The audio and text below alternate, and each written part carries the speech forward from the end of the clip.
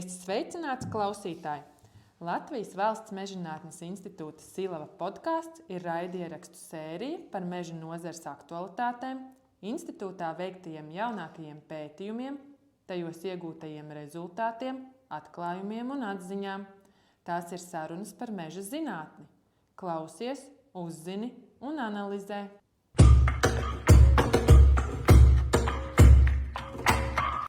Sveicināti, klausītāji!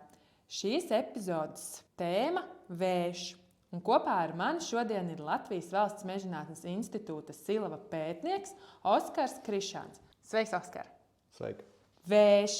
Tā ir tāda tēma, par ko vismaz es institūtā noteikti zinu, ka varētu iet runāties ar Oskaru. Jo puiši, kas brauc uz mežu un kaut ko tur gāž un lauž, tie noteikti ir Oskara pārziņā. Tāpēc šodienas tēma vējš un tā ietekme mežā būs mūsu apspriežamais tematiņš. Varbūt iesāksim ar to, pastāsti mums, kā vējš var ietekmēt to mežaudzi ikdienā, lai nav vētra uzreiz. Ko vējš dara mežā? Vējš mežā, protams, kustina kokus. Un tālāk jau viss pakārtotās lietas aiziet, kā tie koki tam vējam attiecīgajā situācijā pielāgojās vai gluži otrādi nepielāgojās. Un viņi arī, protams, nav nekāda vakarēja, ka viņi var tomēr kaut kādas krietnas vēstures epohas ir pavadījuši šīs planētas un kaut ko ir iemācījušies un jūt to vēju un mēģina viņam pielāgoties tiem apstākļiem un mēģina arī, patiesībā sakot, arī pielāgoties apstākļu izmaiņām. Esam novērojuši, ka ir kaut kādi koki, kas aug atklātā vietā, kādi viņi izskatās. Tāda zeme, apaļi, tāda vainaga, tā sauktie pieclatnieku ozoli. Vai gluži otrādi mežā koki ir slaidi, garāki. Un ja tur kaut ko nocēt, kaut kādi atsevišķi koki paliek, tad viņi tāds garas maigs ļoti bieži arī tur saliecās vai pat diezgan viegli nokrīt. Tad tas raksturo to, ka ir tās divas atšķirīgās dzīves vides iespējams kokiem un atkarībā no tā, kādā vietā viņš ir sācis augt, tad viņš arī to savu formu pielāgo apstākļiem. Vai viņam ir kaimiņi apkārt, vai viņam nav to kaimiņu apkārt. Un tad jau viņš spēj jau saprast, kas ir gaidāms no tā vēja, un tad jau viņš zina, kā turpināt augt. Un problēma ir tad, kad tas koks kļūst vecāks un viņam pēkšņi strauji izmainās šie apstākļi. Jā, viņš kaut ko var pielāgot, kaut kam adaptēties, bet vairs ne tik ļoti, kā, piemēram, agrīnā vecumā.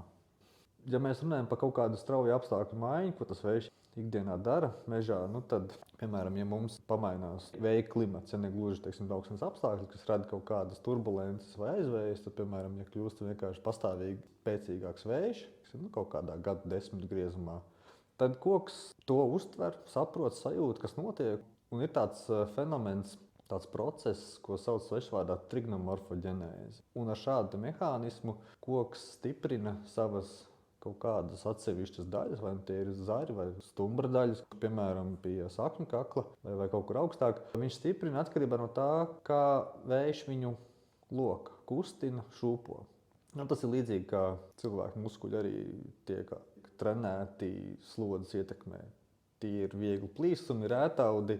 Kokām varbūt tas tā gluži neizpaužās kā muskuļiem cilvēkam, bet līdzīgi, ka viņš saprot, kur tā slodze ir lielāka, tad tur arī šo te koks kaut kādā veidā stiprina. Un tur, kur tas nav vajadzīgs, tad tur šie augšanas resursi nav jāiegulda un viņš var koncentrēties uz svarīgākām lietām. Tu jau pats gandrīz vai ievadīji mūs nākamajā manā jautājumā par to, ka koks jau šobrīd pats lēnām pielāgojas tām klimata pārmaiņām, kas notiek, un arī saistībā ar vēju, jo vēji jau arī mainās, un viņi kļūst stiprāki, vētru intensitātes pieaug. Tas nozīmē, ka viņš jau šobrīd trenējās, tas koks, pielāgoties stiprākiem vējiem. Ja viņš ir jauns, es domāju, ka viņš noteikti trenējās. Ja viņš ir vecs vai vecāks, nezinu, vai viņš trenējās, vai viņš ir uzkrājis kaut kādu pieredzi un joprojām mēģina to uzkrāt un tādā veidā trenēt savus pēcnācējus. Jo kaut kādā veidā jau koki pielāgojas, un tas ir kaut kāds paudžu nomaiņu cikls, kurā, nākamās paudzes jau saprot, mans vectēvs bija pakļauts šādām te problēmām. Tad viņš man kaut kādu mantojumu ir atstājis kaut kādā tur dziļākā līmenī.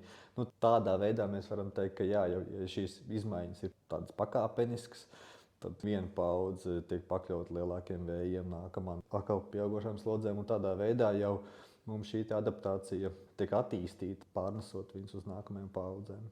tad uzreiz gribētos varbūt arī saprast par tiem vēja bojājumu veidiem. Tu jau nedaudz pieminēji, ka vadaudi var plīst. Jā. Kā muskuļu cilvēkam. Tipiskāko varbūt klausītāji ir redzējuši, tās ir kaut kādas vējgāzes pēc lielām vētrām vai vējlauzes. Tu varbūt varētu pastāstīt vairāk, kādi ir tie bojājumu veidi, un tad jau iesim atkal tālāk, ko lai darītu, lai nebūtu tie bojājumi. Bojājuma veids numur 1 ir tāds, ko mēs visbiežāk neredzam. Un tas ir iekšējais struktūrāls koksnes bojājums, kad notiek kaut kādi bojājumi vadaudiem, skujkokiem, trahīdām. Vienmēr sakot, koksnē iekšā šo bojājumu rezultātā notiek kaut kādas fizioloģiskas izmaiņas. Koksnei ir savi kaut kādi slodžu limiti, ko viņi spēj izturēt, bet ļoti bieži spēcīgā vējā šie limiti tiek pārsniegti un var veidoties šo te ūdens pārvadītāju audu koksnes daļu bojājumi, tādi kā, piemēram, saspiešanās, jeb nosprostošanās tā rezultātā.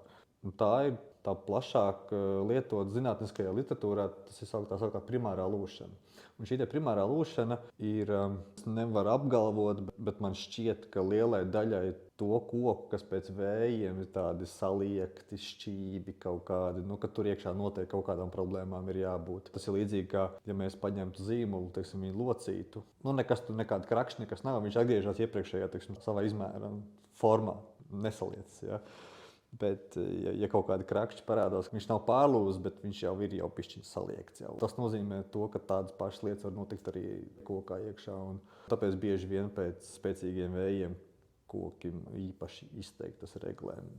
Rietumē Eiropā tas ir savilkts kopā ar egļu astoņzobu izgraužu izplatību, ka pēc lieliem vējiem koki ir uzņēmīgāk pret šādu kaitēkli, jo šim kaitēklim viņam vienkāršāk ir invadēt tādu, viņam iegrausties tādā mīkstā kokā, kas nav vitāls, nav pilns ar ūdeni un nespēja pretoties. Jā.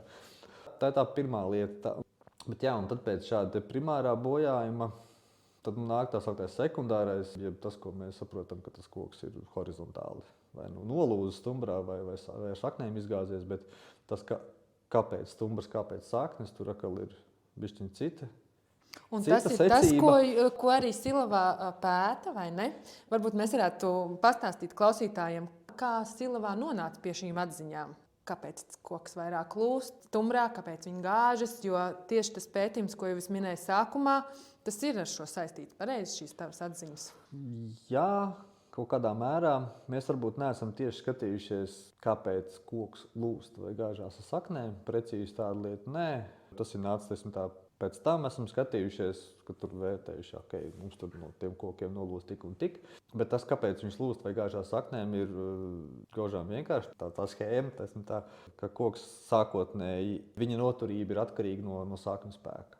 Ja neiztur saknes, tad viņš izgāžās saknēm. Ja saknes iztur, tad stafeti šajā testā pārņem stumbrs, un tad viņam attiecīgi pie kaut kāda brīža būs jālūst. Es savos pētījumos neesmu novērojis to, ka lūzušiem kokiem šie slodžu testi uzrādītu lielāku slodžu noturību nekā saknēm izgāzušiem. Tā ir vienkārši situācija, cik tas koks ir labi ienkurējies ar saknēm, vai viņam ir kaut kādi stumbra bojājumi, vai viņam ir sakņu bojājumi, vai kaut kādi kaimiņi tuvāk tālāk, vai tā sakne spēj saslēgties savā starpā, kādi ir augsnes apstākļi, mitrums, attiecīgi arī šī augsnes blīvums nespēja, un tas pats materiāls, vai tā ir kaut kāda vieglāka augsne, kā piemēram kūdra, vai smagāka, kā oļaina, kaut kāda morēna, mālsmils vai kaut kas tāds. Tas ļoti ir no svara.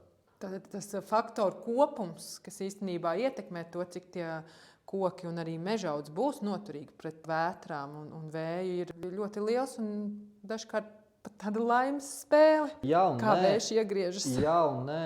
To laimes spēli ļoti ietekmē cilvēku darbību, jo, ja mēs radām pēkšņi straujas izmaiņas tajā mežā, tad tur arī visam pārējiem ir viegli ienākt un kaut kādu postu nodarīt, kā piemēram vējam. Tas, ko sākumā teica, ka labi ir, ka tas koks ir skolots no mazotnes, ka viņš ir izgājis sākuma skolu. Viņš ir izgājis pirms skolu, vēl pirms tam, ka viņš jau māk burtus jau saprast, un tad iemācās lasīt. Tā tēlaini izsakoties.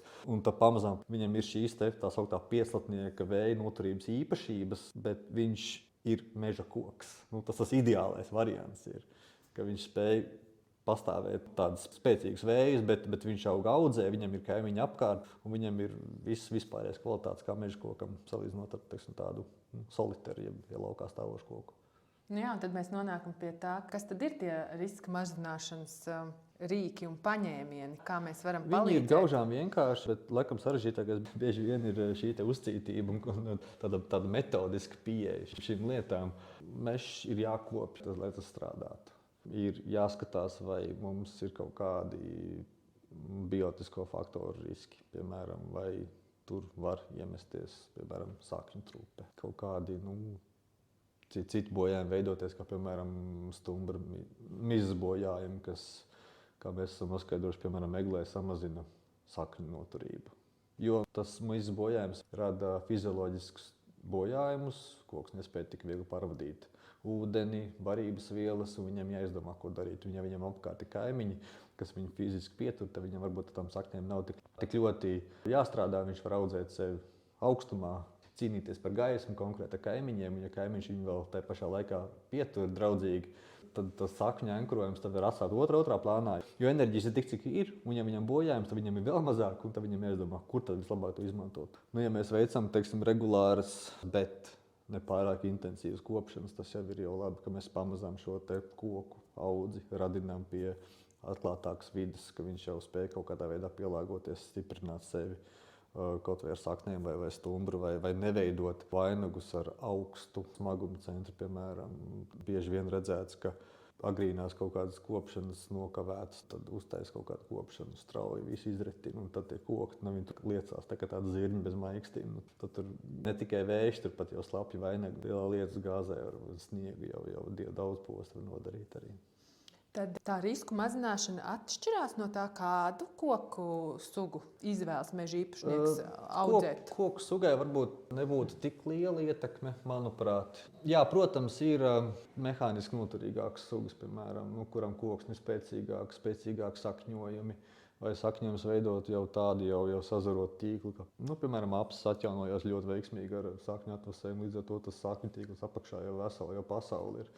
Tas nav tik tā viena atsevišķi, jau tur jau katrs koks jau ir kaut ko saudzējis, savu klāt diezgan jaudīgi. Vai sausākās vietās noteikti būs dziļākas saknes kokiem, jo jātiecās pēc gruntsūdeņiem, un tas jau arī daudz dod.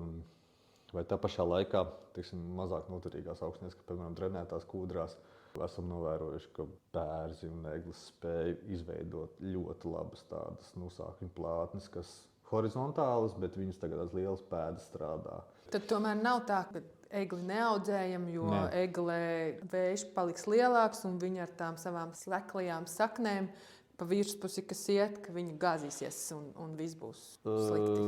Katram kokam, un tāpat kā jebkuram no mums, ir kaut kāds savs laiks uz šīs zemes atvēlēts. Jo mēs ilgāk to koku audzēsim, jo lielāks risks, ka viņš aizies bojā tā vai citādi. Tas ir fakts. Un jo pieaugušāks, jo vecāks kļūst koks, jo viņam arī visi šādi kaitējumi var iemesties. Viņš vairs nav tik fizioloģiski spēcīgs, viņš nespēja pārvadīt. Apūdeņot visu vainagu daļu, viņam kaut kāda lieta ir jāizvēlās, kaut kādi jau bojājumi uzkrājušās dzīves gaitā, kas jau viņam jau traucē būt tādam vitālākam, salīdzinot ar jaunāku koku. Līdz ar to tas viss kopums rada to, ka viņš jau var būt mehāniski mazāk noturīgs. Vēl tāda vienkārši patiesība, jo ilgāk tas koks tur ir, jo vairāk gadu rit, jo lielāka iespēja dabūt to 100 gadu vētru viņam ir. Bet tā atslēga, manuprāt, visur ir kaut kāds noteikts rotācijas vecums, līdz kuram mēs varam būt droši, ka tie riski ir mazāki, un pēc kura jāsāk skatīties, ka te varētu būt kaut kādas jau problēmas. Tām pašām eglēm es personīgi nesaskatu nekādu problēmu viņas audzēt, piemēram, līdz kaut kādiem 40, 60 gadiem, skatoties pēc kaut kāda mērķa caurmēra, un viņas apsaimniekot zemākā biezībā, ka viņas jau sākotnēji ir jau spēcīgākas un varbūt īpaši neaizrauties ar kaut kādām retinēšanām, kopšanām, kas var radīt viņiem kaut kādas mehāniskas problēmas, kas var izraisīt kaut kādu patogēnu invāzijas un tādā garā. Būsim godīgi, nav mums tie egļu meži visi iznīcināti līdz šim. Tas ir atsevišķas vietas, atsevišķas situācijas, kad var veidoties kaut kādi spēcīgāki, piemēram, pērkona negaisa. To mēs esam redzējuši, ka pērkona negaisa, ka viņam tādi tie vēji uzplūdi, ja tā var teikt, viņi tādi viļņveidīgi ir, ka, ir viens izgāsts laukums, tad ir nākamais. Tas saistīts ar to, ka viņš ir tāds straujās lejupējošās gaisa plūsmas rada to, ka, Ja kaut kas tur apakšā ir, tad liela iespēja, ka tas viss tur aizies bojā. Arī tāds kopats mežs arī var diezgan smuki tikt bojāts. Bet kopumā mums laikam visnozīmīgākie un regulārākie tomēr ir šie cikloniskie vēji. Tad par tiem mēs varam kaut kā tur arī cīnīties tādā veidā, ka veidojot šādas struktūrāli noturīgākas meža audzes. Tā ir, man liekas, laba ziņa. Visas sugas var pielāgoties, ja mēs viņus gudri apsaimniekojam. Visām sugām jau ir savi dabiskie pielāgošanās mehānismi. Piemēram, šī vēja slodža absorbēšana. Ir tāds nokarinājis bērs, tāda nokarinājis zari, vai ne viņam. Tā vējā liega šūpojās. Kas tas ir? Jums jau arī, jūs ejiet pa virvi, jūs tās rokas tur plivinat, vai ne? Tas ir tieši tas pats, kā jūs to līdzsvaru kaut kādā veidā noturat. Tas ir viens no tur līdzsvaru, un otrs ir tas, ka jo vairāk tie zari tur augšā pa vainagu tur tirināsies, jo haotiskā tā kustība tur augšā būs, jo mazāk tas viss atnāks tāda svārs kustība veidā līdz stumbra pamatnē, lai tas stumbrs tur ir lūst vai izgāzt uz saknēm. Jo mazāk tas vainags kustās vējā, jo mazāk viņš reaģē ar vēju, jo vieglāk vējam viņu ir iešūpināt, un tad viņš aiziet kā svārs, tas koks, un tad jau viņš arī var izgāzties vai nolūst. Tad sanāk, kad ir bieži dzirdēts apšu lapas trīc vējā. Tas arī ir saistīts tas ar to, ka tas pats. Mēs saprotam to, ka apsi ir viņas koks ir mehāniski vājāka nekā. Ņemsim to pašu bērzu, ozolu, bet vai tad mums tās apsis viss ir izgāzušās? Nu arī nē. Viņš taču arī, tas koks, viņš ar kaut ko iemācījies. Viņš tur tirinās tās lapas, tur kratās, zari šūpojās. Nav visām apsēm zari aplūzuši. Viņi tomēr tā vēja slodze absorbējās tur iekšā, tajā mums nesaprotamajā kustības sistēmā. Veiksmīgi tas koks izdzīvo, un tās apses galu galā ir lielas, viņas ir masīvas, tie vainagi ir milzīgi. Jā, protams, apsēja dzīves cikls ir īsāks nekā, piemēram, noturīgākiem kokiem. Viņi var ātrāk dabūt kaut kādus tādus nelabvēlīgus faktorus, kas bojā viņas noturību. Viņa tā audzē ir, viņa bieži vien to audzi nosedz, viņa ir dominants koks un izlien, tā no audzes kopējā vainaga ārā, un viņa ir tā būra, kas to vēju uztver. Tajā brīdī, protams, ir tā, kas uztais aizvēja citiem kokiem. Un tā kā viņi uztver to lielo vēju, un viņi var būt nenoturīgāki, tad arī viņi ļoti bieži var būt pakļauta pārlieku lielai slodzei nogāzties. Tas ir viņas cikls, viņa pionieris, viņa izaug, viņa pirmā dabona vēju, nogāžās, satrūd, rada vidi nākamajiem, un tā iet uz priekšu. Tu jau pieskāries par pērkonu negaisiem. Varbūt vari pastāstīt arī par ziemu, vasaras vētrām, par sniega ietekmi. Kā tas ietekmē kokus un šo vēju noturību? Ja mēs tā skatāmies, kas ir riskantāks un bīstamāks no viss šitā, tad katram ir savs nianses, savs laiks, kad nākt. Šie rudens ziemas cikloni, tie, protams, ir regulāri. Varbūt viņi nav katru gadu īpaši spēcīgi, bet mēs zinām, ka tā sezona ir, un tad kaut kas ir gaidāms, un tad būs. Un ļoti bieži arī kaut kas ir. Savukārt vasaras šie postījumi, kas veidojās pērkona negaisa laikā, savā ziņā ir loterija. Būs, nebūs. Viena lieta skaidrs ir tas, ka kopumā risks palielinās, jo kļūs bišķiņ siltāks pie mums. Tā konvekcija ir izteiktāka, līdz ar to šie pērkona negaisa var veidoties. Un, jā, viņi var veidoties arī pēc iespējas biežāk šādi tie tā sauktie superšūnas pērkona negaisa, kas bija šovasar Tērvetes pusē. Un jau, ka viņi tādi mikrocikloni jau veidojās, ka mēs jau tad, kad viņš izveidojas, mēs saprotam, ka viņš tagad nāks uz šito pusi, ka to jau mēs varam jau saprast nedaudz jau. Bet kur tieši un kad precīzi, to mēs nevaram tādā veidā paredzēt. Savukārt interesanti ir ar sniegu. Ja mēs šodien tagad skatoties pa logu redzam smuki piesniegušus kokus jau vairākas nedēļas, viss ir skaisti, brīnišķīgi skati, bet ieejot iekšā mežā patiesībā jābūt diezgan uzmanīgam, jo tie koki, ja tā pavēro, viņi stipri saliekušies. Tā ir diezgan liela masa, kas viņiem ir piesalusi šobrīd, un jo tas koks ilgāk tiek liekts, ir kaut kādas sugas, kas tā kā liecās, un tad noliecās pavisam, kā piemēram izteikties šmaugie bērzi. Man jautājums, bet tie bērzi, viņi pēc tam taču neatliksies atpakaļ? Nē. Ja būs pārsniegts šis primārās lūšanas punkts, tad nē. Un tas, ko mēs esam novērojuši, velkot šos kokus, ir tas, ka varbūt nevajag dikti lielu slodzi, viņam pielikt pietiekami mazu slodzīt. Un jo ilgāk viņš ir šai slodzē pakļauts, jo tā slodze statiski, nevis dinamiski, viņš šūpo, piemēram, tad viņš padodās. Vai saknes plīst lēnām, pat to var arī dzirdēt, ka viņš tā zem zemes pamazām. Ja ātri kustina to koku, tā nav. Ja viņi noslogo un patur, tad viņš lēnām plīst. Un tas pats notiek arī ar to sniegu, ka viņš lēnām liec. Un tad jau pats vairs nevajag sniegt klāt, ka jau esošo masu viņš tās liecās. Un, jā, un tāpēc veidojās eglēm šie vainagu lūzumi, priedēm vainagu lūzumi. Vai arī kādreiz šie koki izgāžās ar sakniem, ja tā sakņiem, kuriem ir švakāks šobrīd. Tad liela sniega apstākļos pat nav nepieciešama kaut kādas lielas vētras vai stipri vēja pūtieni. Jā, viņi vienkārši tiek visu laiku slodžoti, un cik tā mēs varam izturēt. Vienkārši vienā brīdī tas vads lūst un tas koks nāk lejā. Vai arī viņš it kā var izturēt, bet tad pietiek ar salīdzinoši nelielu vēja pūtienu, lai tad viņš arī nogāstos. Jo viņam jau ir šis smaguma centrs krietni paaugstināts, un plus vēl tur ir nāk klāt tas svars. Ja vēl bišķi kaut kas piesnieg klāt un kaut nedaudz pakustina šo koku, un tad jau ir liels risks. Man gribētos tad kaut kā tā pajautāt par silaus pētījumiem, par vēju un par skatu arī nākotnē. Kādi ir šobrīd aktuālie pētījumi par vēju un kas ir plānots uz priekšu? Saplānots ir ļoti ilgam laikam uz priekšu, jo kaut kādu vienu šauru lietu darot, nāk tāda saprašana, ka bet ir vēl šis, ir vēl tas. Un tad vēl ar kādu runājot par to visu rodās vēl idejas. Un tad tur izrādās, vēl kaut kur ārzemēs kaut kāda līdzīga, un tam mēs varam salīdzināt pa kaut kādu gradientu. Tādā ziņā ir ilgam laikam, ko darīt. Zinātniskā ziņkāras apmierināšanai. Tur ir daudz, kur izvērsties. Bet līdz šim, kas mums ir tāds sadarīts, mēs jau kaut kādus, vismaz 5 gadus jau veicam tādu lietu kā koku slodžu testi. Vilkšanas tests, un tā rezultātā mēs to koku nogāžam. Bet mēs nomēram arī visādus spēkus, kādus viņš ir izturējis vai neizturējis, precīzāk sakot, un arī kaut kādas kustības esam samērījuši. Tad mēs zinām, kādi viņiem ir izmēri, kādās vietās viņi ir auguši. Un tad mēs salīdzinām savā starpā, kas ir stiprāks, kas mazāk stiprs. Un līdz šim mēs esam pamanījušies savākt Eiropā otru lielāko datubāzi un Ziemeļa Eiropā lielāko datubāzi par šādiem testiem. Un kādi ir rezultāti? Rezultāti ir tādi, ka mēs līdz šim esam kaut ko atsevišķi publicējuši, kaut kādas atsevišķas dažas lietas. Tagad mēs esam sākuši kaut ko vilkt kopā, kaut kādu lielāku bildi.